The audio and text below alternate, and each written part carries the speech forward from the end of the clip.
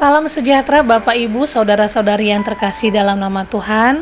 Hari ini perenungan kita terambil dari 1 Korintus 15 ayat 1 sampai 28. Saya memberikan tema siap sedia. 1 Korintus 15 ayat 20. Tetapi yang benar ialah bahwa Kristus telah dibangkitkan dari antara orang mati sebagai yang sulung dari orang-orang yang telah meninggal. Setiap manusia, tidak ada seorang pun bisa menghindar dari yang namanya kematian yang sudah ditentukan Allah. Kematian tidak memandang usia, jabatan, paras, waktu, dan lain sebagainya. Tak ada yang abadi di dunia ini. Kematian adalah sebuah kepastian yang pasti menghampiri setiap manusia. Perkataan kematian membawa kita berpikir kepada liang kubur, atau tubuh kita akan membusuk dan berubah menjadi abu ataupun debu tanah. Kejadian 3 ayat 19. Ada dua tipe manusia dalam menghadapi kematian. Yang pertama, takut. Seorang yang takut pada kematian disebut thanatophobia. Thanatophobia adalah suatu bentuk kecemasan dan ketakutan akan kematian atau proses kematian. Ketakutan ini mencakup takut mengalami perpisahan, takut berurusan dengan kehilangan, dan khawatir meninggalkan orang yang dicintai. Rasa takut mati yang berlebihan adalah gangguan mental yang dapat terjadi karena adanya teror atau disebabkan oleh fobia lainnya. Hal ini akan mengganggu keseharian orang yang mengalaminya. Kedua, siap sedia. Orang yang percaya dan menerima Tuhan Yesus secara pribadi tidak pernah takut akan kematian tubuh karena ia mempunyai pengharapan akan kebangkitan dan hidup yang kekal.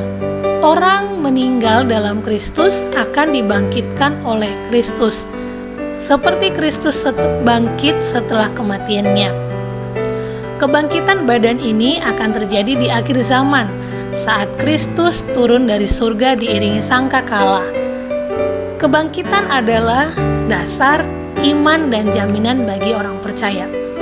1 Korintus 15 Paulus mengajarkan, jikalau Yesus tidak bangkit, maka sia-sialah iman kepercayaan kita. Tidak ada dasarnya untuk percaya. Jikalau Yesus tidak bangkit, itu berarti percaya kepada sesuatu yang kosong. Selanjutnya, jikalau Yesus tidak bangkit, sia-sialah pemberitaan Injil yang dilakukan oleh Paulus.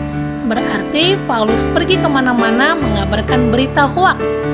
Itu berarti dia berdusta, membohongi orang dengan berita-berita yang disampaikan. Hal penting juga Paulus katakan bahwa jikalau Yesus tidak bangkit, maka kita semua masih hidup di dalam dosa dan tidak ada jalan keselamatan. Keselamatan dikaitkan dengan apa yang Yesus kerjakan dan bukan bagaimana dengan kehidupan kita. Jikalau kita hanya dalam hidup ini saja menaruh pengharapan pada Kristus, maka kita adalah orang-orang yang paling malang dari segala manusia. Artinya, buat apa menjadi orang Kristen terus berharap kepada Yesus? Buat apa berharap kepada sesuatu yang kosong? Tetapi syukur kepada Tuhan, Yesus sudah bangkit, Yesus hidup. Dia adalah satu-satunya jalan keselamatan bagi kita. Paulus menyebut kebangkitan Kristus sebagai kebangkitan yang sulung untuk memberitahukan kepada kita sifat kebangkitan Kristus, dan kebangkitan kita nanti berbeda dengan kebangkitan-kebangkitan yang terjadi pada tokoh-tokoh Alkitab. Perbedaannya adalah orang-orang yang pernah bangkit itu mendapatkan kesempatan untuk hidup lagi di dunia ini. Lalu kemudian mereka mati kembali secara natural. Kebangkitan mereka berbeda dengan kebangkitan Yesus yang disebut dengan kebangkitan sulung atau kebangkitan yang pertama. Kebangkitan Yesus adalah satu model kebangkitan yang tidak akan mengalami proses kematian lagi karena dia bersatu dengan tubuh kemuliaannya. Dan bukan saja dia yang bangkit, kita semua yang percaya kepadanya juga akan dibangkitkan pada waktu kedatangannya. Kebangkitan Kristus dari kematian menjadi bukti bahwa kematian tidak berkuasa atas dirinya. Dengan kebangkitan Kristus dari kematian, Ia mengalahkan belenggu dosa dan maut, sehingga bahkan kematian sekalipun tidak dapat memisahkan kita dari kasih-Nya. Oleh jasa Kristus ini, maka ketika tubuh kita mati, artinya kemah tempat kediaman kita di bumi dibongkar. Allah telah menyediakan tempat kediaman di surga yang kekal. Kebangkitan Kristus mengingatkan kepada kita bahwa kematian tidak boleh menjadi hal yang menakutkan dan menjadikan kita sebagai anak-anak Allah kehilangan pengharapan dan takut untuk membicarakannya dan berusaha untuk menghindarinya dengan sekuat tenaga, seolah-olah kita akan hidup selama-lamanya di dunia ini.